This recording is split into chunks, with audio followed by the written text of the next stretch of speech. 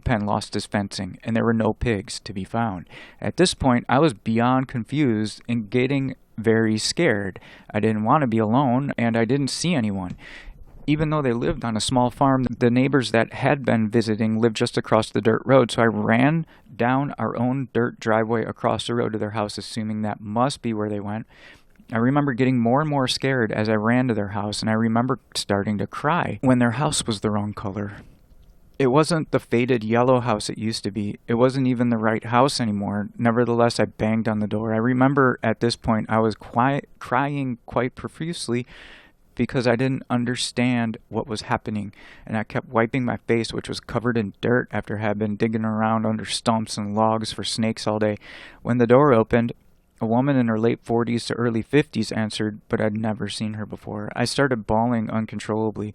Everything after this point is largely a blur because nothing was right. I knew where I lived, I knew where I went to school, I knew where my grandparents lived, but I met the people who lived where my grandparents lived. And they were not my grandparents. I did not know them. I begged for them to get my uncle to tell them who I was, but my uncle wasn't there. Through a series of various police and people in suits, I was brought back to the town I lived in after spending what seemed like 10 hours in a local police station trying to contact my parents. I had my home phone number memorized. I told them my dad would be asleep, but when they called that number, the person on the other end had no idea who I was or what they were talking about. I was asked to give the police officers my address and sat in the local police station while the police in my hometown went to that address. When they finally called the station back, they were informed that the name of the apartment building was incorrect. Lemon Vine Apartments didn't exist, and the address I gave them to the apartment complex was Merritt Manor, and the apartment number I gave them was unoccupied. I believe at this point they were operating under the assumption that I had given them the wrong name of the apartments and the wrong apartment number, but I did in fact live there. When I was finally brought to my hometown after changing hands a couple times between police, I was asked to give the police officers my address again and was driven to where I lived. That was it. That was my apartment complex. But, just like everything else, it looked wrong. It was painted a different color, and the sign that used to have a large image of a lemon reading Lemon Vine now read Merritt Manor. I took the police to exactly where I lived, and just as they said, no one lived there. From this point forward, the police attempted to contact neighbors, all of whom knew me, but none of them were who they were supposed to be. Every person who came out of the apartment buildings around me were the wrong people, and they didn't know me. From this point, they attempted to contact my father, which should have been easy, as he worked for the city, but no employee by his name apparently worked for the city in any capacity. As day turned to night, and I spent endless hours sitting in the police station as they attempted to find any person in the world who knew me, I couldn't do anything but cry endlessly. A woman in a suit, who I think was either a detective or... So he goes on to say, there was a lady who was nice to him and gave him a stuffed animal and stuff. Okay, so, quote, I told them I went to Shawnee Elementary. It was easy to find. It was really close to where I lived. But a school by such name, you guessed it, did not exist. My school is now apparently called Anza Elementary. At one point, I was asked the police if I ever had my fingerprints taken, and I had. In kindergarten, my entire class had their fingerprints taken by the police at the school gym for basically exactly this reason. Unsurprisingly, this did not help at all. They couldn't find my parents, my grandparents, my neighbors, my apartment, or even me. They couldn't even find me. I was too young to remember what my social security number was, but I severely doubt it mattered. They asked my birthday or any relevant information that could help me figure out who I was and where I belonged, but nothing I told them turned up any information about me. At some point during the day, I was briefly taken to the ER as the police suspected I might have sustained some kind of head injury. After being looked over by a doctor, they found nothing wrong with me and I was sent back to the police station. So he ends up saying a lady... I think he stayed with one of the police ladies and people started coming in that had missing kids and meeting him. And he said that was really awkward because at first he would get real excited and then he saw that the couple were real excited. And then when they all met each other, was some big letdown and he started to feel guilty and bad and stuff about meeting people, getting their hopes up and hurting their feelings is kind of a hard read, but he ended up going to a foster home permanently. He says his case wasn't officially closed. He had to go to start going to school, and he needed ID, and he was issued a birth certificate, and they just gave him the day that he popped up.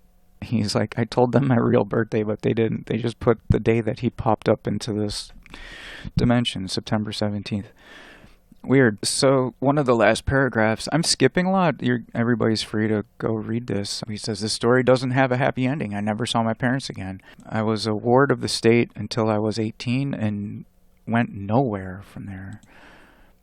Yeah, he just never ended up finding anybody. He's like, I'm going to answer a couple questions that I get. And he says, were things different in the place you came from compared to where you are now?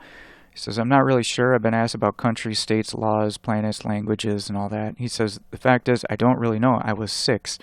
The continents could have been completely different, and I would have had no idea. I wasn't particularly bright either. I mean, I was hunting for rattlesnakes. I also thought California was a country, and I say the president of the United States was not Bill Clinton. I can't remember exactly what his name was, but we had to learn it in kindergarten. I believe his name was Robert something. I want to say Robert Wilmer, but don't quote me on that. I guess for some reason they say, well, if you never took a DNA test and you don't show the results, like no one's ever going to believe. I mean, I don't know. Sometimes people don't want to take DNA tests. It's kind of like the code to your mind, body, soul or something, it seems. So, anyway, I don't know. It's not my job to tell the world what's real and what's not. I don't think it's commenters' job to tell people what's real and what's not. If someone makes up a story, so be it. There's eyewitnesses to portals, real quick stories, and I think it went something like a man and his wife were driving back somewhere around, I want to say Texas or New Mexico, and there was some springs. It wasn't Jemez Springs. I know those were real famous around where I lived, but it wasn't those. It was something, I think they were called Sulphur Springs, if I remember right. But a husband and wife couple were driving back, and they were going kind of slow by one of these springs, and they said they saw something come out of the hot water. And he said it looked kind of like a human frog type thing, like something you would see in a sci-fi movie. And it got completely out. It stepped to the side, like almost to the side of the road, and it just jumped into the air, and it went through a kind of portal and disappeared as it like jumped into it. Someone had a story of they call it a crawler. Now, I don't know if it's a crawler like those big long-legged glowing things that they actually made a statue of, I think somewhere in California. Crawler could mean like, I've heard these things be called like the rake, like those skinny, translucent type gross-looking beings that just kind of creep around and they look like golems or something. They said one came out of like people hiking or something, just saw like something kind of open up and they just like walked out of one. I've heard of those like dogmen, like wolf creatures coming out of portals that were almost like flying, like some kind of weird staticky sparking orbs, and then they opened up and they dropped out and then like hit the ground, and then they hit the ground running. I think that was in a cornfield by someone trying to plant marijuana or something. So there's these stories of these portals, and I think people have seen Bigfoot using them. I remember this guy said that he saw like a little tiny Bigfoot, like a junior. I don't know what you'd call that, but he said he saw one, and he drove up to it, and it had its back turned to him. It was just sitting on the side of the road like it was mad or something, like it was like sulking.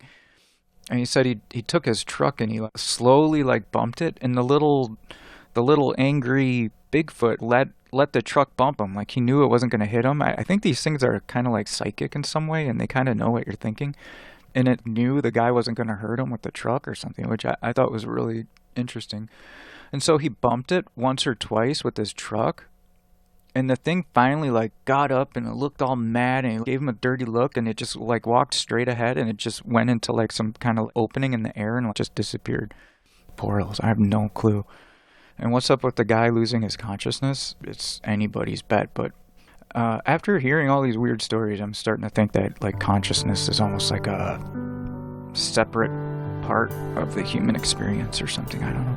All right. I'd like to thank everybody for checking out the podcast. My Patreon is patreon.com/ParadoxWalk. I'd like to thank my first Patreon, Roxy, and music is Downbeat 88. And the opening track is called The Dark, and the last outro music is called Moment of Peace. Remember to click the RSS feed for your app to put into it so you can always get the newest episodes. And thanks a lot for listening. Have a good day. Bye.